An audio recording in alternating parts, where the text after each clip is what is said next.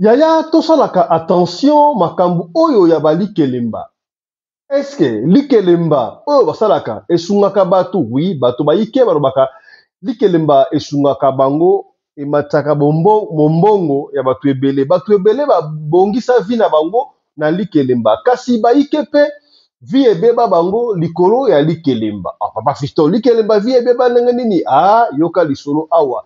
Balobaka mingi mingi likelemba poto beta masolo ya likelemba ebele. Likelemba mingi mingi ona kawana soki obandi likelemba na moi esukaka mingi na butu o na ndenge nini ebongo yo yebi yango te olanda ba témoignage ya bato ebele te ti mama Shagisha Ngufa asala témoignage ya yoka lisolo oyo ya sœur Nicole. Sœur Nicole apesi lisolo ya epesi nga chair de poule ya kosakana te tokei awa na Angola précisément na Luanda. Sœur Nicole bakotisi ye na likelemba epai ya camarade na ye bazalaki 11 babande koluka 12e personne mpona akota kasi ye ntango akotaki na likelemba wana balobaki akolia mutu ya suka 12e personne ntango ye alie ifalaki balia $1200 kasi akomprena te mbongo na ye ekoma tina $55,000 na ndenge nini baesi ye soki bokozwa mbongo wana okobela liboma ezalaki makambo ya likelemba ekomba ndenge nini mutu abela liboma epesi ngai mutu kosoya kosakana te yango tokobetela wa lisolo lelo baike bwali kotuna biso papa Fiston docteur Nzambe ya loposo azali wapi po tozalaki dimanche l'équité c'était indépendamment de notre volonté et puis tosaki bino ke docteur Guilain Nzambe ya loposo akendaki bongo na kabinda epai ya personne qui retard ya kozonga na Kinshasa pour la émission ndenge to mesana kasi lelo aboye bokozwa bongo akoleka na biso awa docteur Guilain Nzambe ya loposo akosolola biso makambo oyo ya batashe nelongi ya baluvambano ozalaka na luvambano nelongi korate te po docteur Guilain Nzambe ya loposo tokozala na ye awa docteur Guilain le bourgeois akozala na biso na émission ya lelo mbote na bino bandeko balandi ya radio loko télévision bisika nyonso bozwami merci na confiance pe fidélité bopesaka programme oyo radio lokole télévision. Alors vous d'ailleurs vous le remarquez mesdames messieurs, nous ne sommes pas dans notre studio, nous ne sommes pas dans notre endroit habituel pour faire l'émission, nous sommes un peu en déplacement. Yango esali ke lokola ou besano to mesana bongo kokuta na chaque fois. Alors on peut jamais passer cette matinée sans pour autant tout soit bino. Alors il ne faut pas nous tenir rigueur. Papa Fiston, lumière est bien té, ni bon té non, il faut pas nous tenir rigueur mais plutôt landa auto sola awa na émission ya lelo. Ya to gomela mingi te na lombango to kobetela le solo o esala meli sœur Nicole na Angola na Luanda. Bana Angola.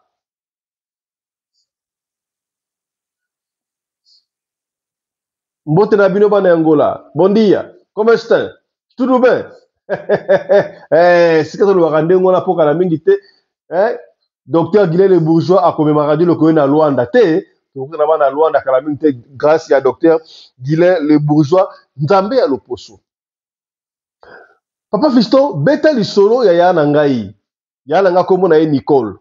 Nicole baza ba sœur oyo batekaka na Luanda babandaka na wenze o benga wenze ya rock marché rock et bandeko marché rock kufa bi marché kufa ba yako sala marché mususu kuna songolo pakala. Alors ba sœur na biso baza ba sœur batekaka na ba marché o ya 5 heures wana okomona ba ye wana 4 heures babandi koteka na marché bateki tant 6 heures ko 7 heures wenze sili bazimwa katuku bianza makasa nkembo malgré Angola yango aussi ebeba na ngombe bango ba se retrouvaka na mwa buke buke basoka ndengo wana kaka ndenge zalaka ezali pe loko ya liboso te pe ya suka te toyebi yango ba mama mingi ya wenze bakotaka makelemba tolobaki yango kutu ne bandeli awa d'ailleurs bato ebele business na bango etombwama likolo ya makelemba. Alors likelemba okota talaka likelemba nini okota ba mama ya makelemba mingi bazalaka na misala mabe. Alors vite bango nyonso papa Fiston ngala za mama likelemba na misala mabe te est na bango nyonso bango nyonso te na bika ba mama ya makelemba mususu bazalaka na misala mabe ya ke salaka attention avant okota ristourne avant okota likelemba o okotela yango ndenge nini nani akotisi yo eza na objectif nini est-ce que yo na arriva otege ozalaki na mbongo na oya propre ozalaka na mbongo ya propre mais tango okotili kelemba moko songolo mbongo na ye bandi kodinda to bafamille na yo ekomi na problème bana babandi maladi okomona so ozwi mbongo boye osala yango eloko moko te estce nani okomi nango te ke ozwi mbongo yali kelemba boye olie kutu oévolue me omoni mpena okwei lisusu me ozwaki mbongo yali kelemba esili kaka boye ntango mbongo ekosila obandi komituna me mbongo esili boye ndenge nini nasali ndenge nini il faut faire attention na makelemba oyo biso tokotaka mama na biso Nicole anaye koteka na wenze wana alors moninga na ye moko aye kointeresse ye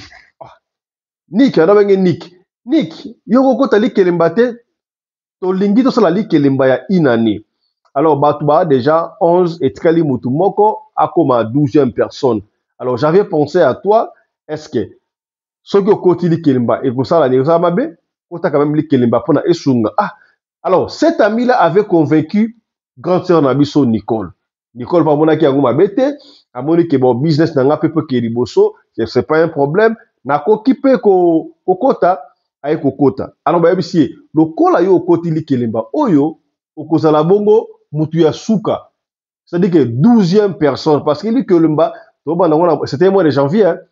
Na mois de janvier awa ekosila kaka na décembre soki ekosila na décembre wana yo olemuta suka okolia lisusu mutu ya liboso ce qui était intéressant pour la maman na biso Nicole andimi pe babanda ekotia lokola $120 par mois donc chaque mois on allait 1200 deuxième mois on a 1200 si ye tourne ya falaka ya 1200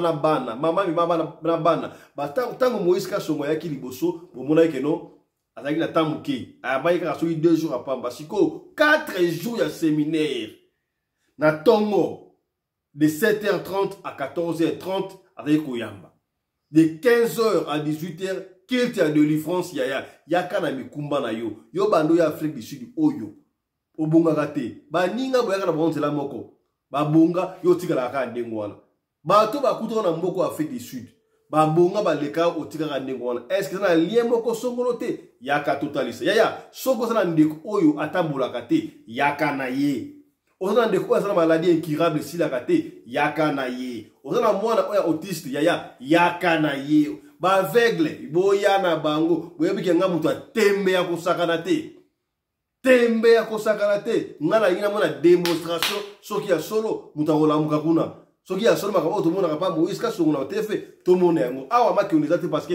to yeba na mutu moko awa te donc vous l'appelez live na radio Lokole télévision voilà ndeko oyo amema mwasi na ye pa ya pasteur wana sambeli efata nzamba ye kotalisa bango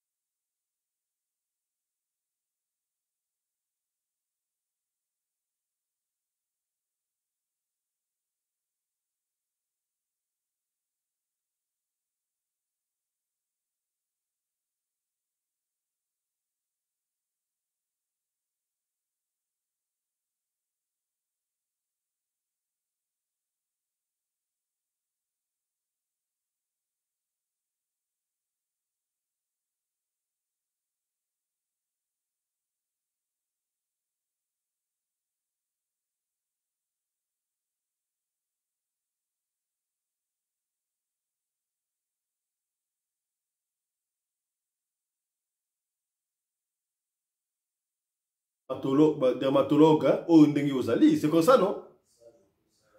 Oui, là, on va appeler des consulter dermatologue, mais pour y avoir, on va appeler des dermatologues, il y a pas aventurier, on va appeler dermatologue commerçant. Au moins, il avait tout ça, l'émission, ba dermatologue mususu bazalaka ba commerçant baza ba dermatologue te baza ba commerçant badi bayeka koteka produit mais bayebi loposo te bayebi koétudier mpe loposo ya motu te koconsulte loposo te po normalement dermatologue kwanza na motu atangi aza de formation oyo aza na bakalite lokola nga docteur Guilain Le Bourgeois ntango namoni poso ya motu ezokotungisama na batache na batampon na babouton na banduta motu abebi akomi na barouge oyo tobengaka barougere etant que dermatologue na consulter nanu na kosolola na ye nde na koyeba nini napesa ye mais tandis que ba dermatologue mususu bazoleka kaka bazoteka mafuta mais bayebi te que no cause ya maladi ya moto wana euti wapi yango moi papa pele de conseil ezali na bato basomaka mafuta yango mpo koconsulte dermatologue omoni munganga ya solo lokola biso docteur Guilain Le Bourgeois soki namoni poso na yo oexplike ngai natali yo namoni yo. En tout cas, une semaine, au moins la bataille on a déjà dit comme va 2 semaines et si n'ango papa pelende.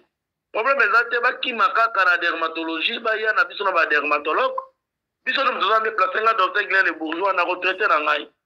Et donc ça la passe ma maman mingi papa pelende baza ya kobeba. Kola na bilonga maman to belé ba tie ba pot de thé wana na kata ba pot de thé wana ba tâche et batami wana papa pelende. Pesa biso numéro no docteur Guilain Le Bourgeois. En tout cas, numéro est 085 46 86 411. 085 46 86 411. 085. Donc, on va dire la code 00243 85 46 86 411. 00243 85 46 86 411. Est-ce que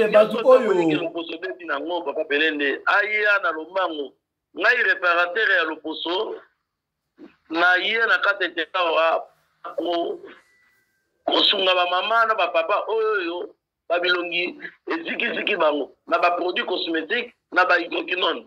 Est-ce que bato tomonaka komona nayebi te nabenga yango cancer de la peau to de bamama mosusu omona mama mpena elongi soko apakoli fort de tete elongi na ye eza mpena malamu te ezalaka kushe ya liboso nde ezikaka couche ya liboso ezikaka to troisième couche to deuxième couche pe ezikaka. Est-ce que soki mutu elongisi bebi na couche pe ya kati okoza pe na possibilité ya kozongisa ye mobimba?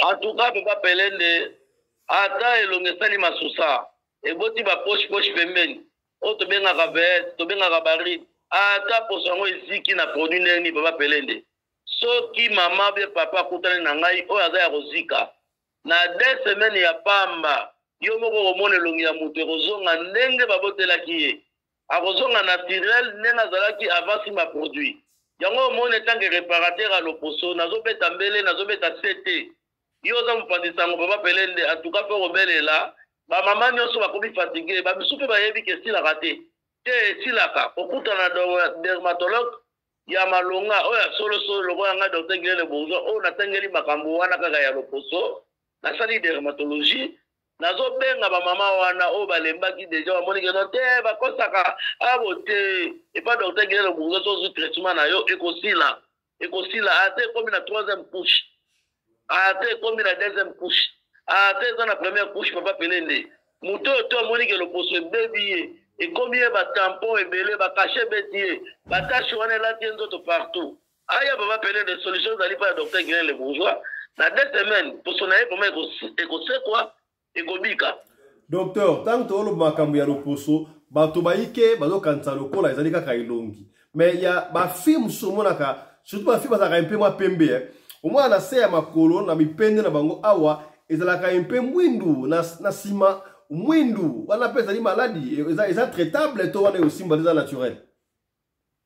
En tout cas papa pelende ntango nga nazokotraite loposo ntango dermatologue esthéticien nazotala mpo eza mama mosusu balingaka te ke non ayinda oui naza mpona koyindisa bamama te. Est-ce que question naza na besoin na bango. docteur, est-ce que comprend naza na koma na question wana ata batashe wana esalile mipende wana entre les deux chambres ndenge esalaka bafrontement de pied wana na kati ya bakwisi nakolongola yango ata banduta nakolongola yango ata batashe wana ya kati ya mipende ekolongwa ata baselilite ça veut dire banduta oyo esalaka nzoto ekomi lokola ekomi lokola français lokola manyuka oyo esalaka na libumu oyo esalaka na makolo esalaka partout na mokongo nakolongola. Alors étant que réparateur à l'opposition naza mieux placé à traiter toutes sortes de maladies de la peau papa pelede babanga te moto nyonso to mona na problème ya poso banduta batampon batache babuto silaka te bimaka batofina nzoto na ye poso na ye polaka poso pas polaka papa pelede okoyeba ndenge poso na ye poli nakoyeba na consultation ntange monganga ntango na kosola ne na nzela ya telefone ata aza na États-Unis ata aza na Europe ata aza na Asie ata aza na Afrique soki abengi ngai asolo nanga monganga etange moto mayele nakoyoka ye babesoin na ye nakoyeba nini oyo nga na koremettre ye comme produit comme lait de beauté comme kisi oyo ye akoki kosalela par correspondance batraitement tozotraite na bango na lune donc moto abengi ngai traite na ye produit ekomela ye normal azwi produit asala ye na 2 semaines mpe amoni baresultat na ye pesa biso numéro na yo sur et rapide pesa biso numéro susu. En tout cas, numéro na ngai na obandela na obeti code na biso pour la la WhatsApp et comme international. Obeti code na biso ya 00243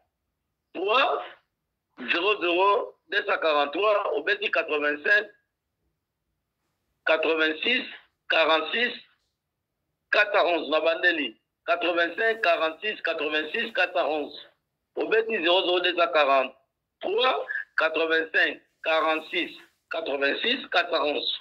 Somme d'abenga à Rosonga numéro dans la téléphone. Docteur Guilain Le Bourgeois, Nzambe à l'Oposo. Ils ont là-bas na Moussousou. Okumana na botami na poto na Afrique du Sud mais mutu na ye ma palata ici la kate ba pota. Wana pesa lika maladie oyo ko soigner yango. En tout cas, papa Pelende na lobby nazali dermatologue esthéticien. Naza mutu naza expérience yango plus de 20 ans.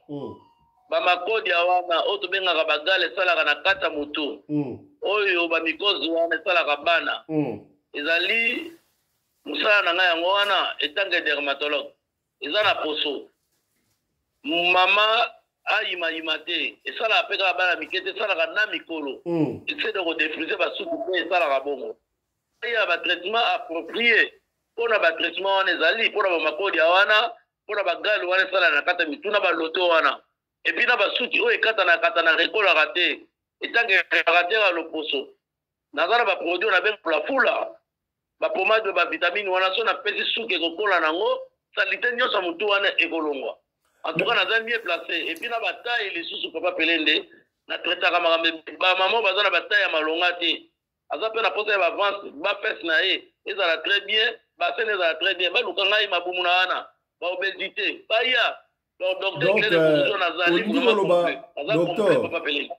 Olivier Robake ata mutu oyo parce que mikolo yo koma mwasi nde cimanteri donc basi ba okende kokatisa ba BBL kosala ba ko déformer nzoto na bango akoma lokola mbisi lokola ba miwata ba okende ba Tunisie ba Turquie bisuke bele donc yo avec ba produit na yo okosala mutu BBL naturel.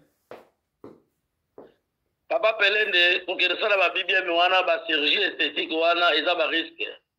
Ils ont ba risque, ils ont gagné retriquer nzoto. Et comme mayo na kufa, vino e comme mukuse.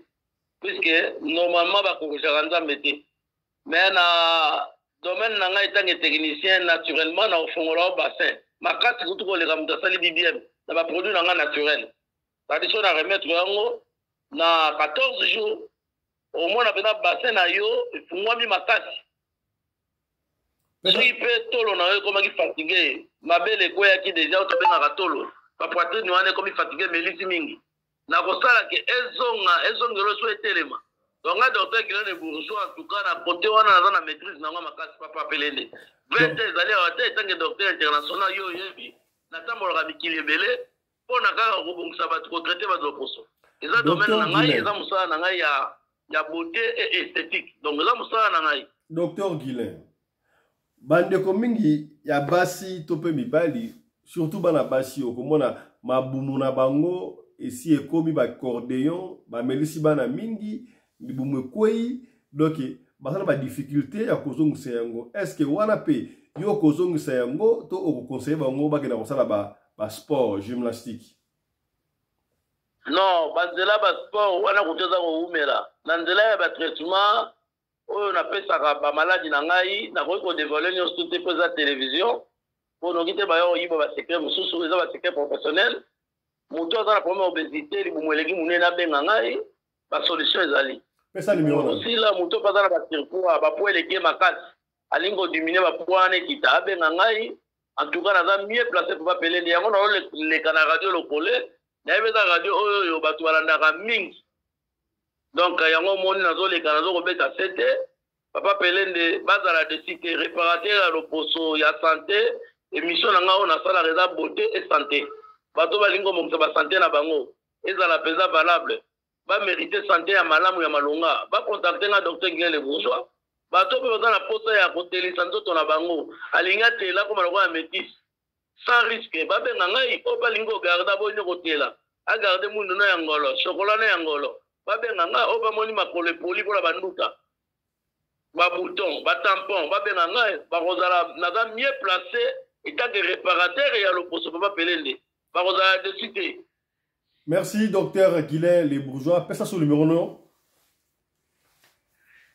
En tout cas, numéro là, papa pelende na bandeli 00243 wana code obeti 85 46 86 411 00243 85 46 86 411. Merci beaucoup docteur Guilain. 85 46 86 411. Merci beaucoup docteur. Place on nyonso tout mutazali atana suka ya monde. Ba produit ekomela ye otoza na Océanie na Inde atoza na Chine oza na Japon oza na États-Unis oza na Europe partout yo zali to contacter biso Amérique ba produit ekomela yo. Merci beaucoup docteur. Yo moko yebi batu nyonso to basenga ba produit na bango ba soka yango. Réclamation ezala raté. Merci beaucoup docteur. Merci beaucoup docteur. Voilà, c'était le docteur Guilain Le Bourgeois. Nzambe ya loposo, yo mutoki yango, osana promi ya po, osana baluvambano, baluvambano osana kati na yo, mutuna yo osana palata, osana banduta, na se ya makolo, osana batache ya noir, ekoma noir, elongwakate. Donc benga docteur Guilain Le Bourgeois, ako traité yo. Olingo baksani docteur. Na lobi na ba mikusa ba picotima ba démangeaison o esi la raté ko gratter nzoto ba grattage wana. OK. Nzoto susu tentire bi raté a tela raté ba benga nga docteur Guilain Le Bourgeois pour ce silika ba benga ngai ba bongsa bango. Merci beaucoup. Voilà. C'est par ici que nous bouclons première session d'Abisso. Il y a émission à l'élo. Bande Kozaki Bayiki à quoi l'Abisso. Yom tota la biso ya soki ozana lisolo ya kopesa benga biso ope lisolo na yo soki obengi biso ozwi biso te komi tungusama te tikela biso odia lisolo na yo tokobeta yango kaka ndenge olingi tobeta yango soki olingi totanga kombo tokotanga kombo soki po boyi totanga kombo te tokotanga kombo te biso tofonctionnaka ndenge wana. Allez, portez-vous bien, santé de fer à tous, hein. On se retrouve encore tout à l'heure là pour notre deuxième session. Allez, chap chap et tchara.